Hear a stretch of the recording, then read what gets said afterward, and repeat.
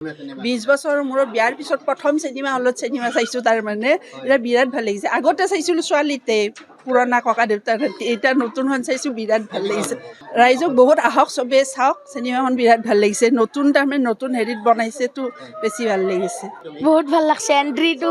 ব্ৰিকুডাৰৰ এন্ট্ৰিটো পুৰা মানে ভাইব আহি আছে একশ্যন চিনেমা হেন বহুত ভাল লাগিল মই দুবাৰতে চালোঁ এবাৰ পাঠশালাত চালোঁ এবাৰ ইয়াতে চালোঁ বহুত ধুনীয়া হৈছে সকলোৱে আহিব আৰু চাব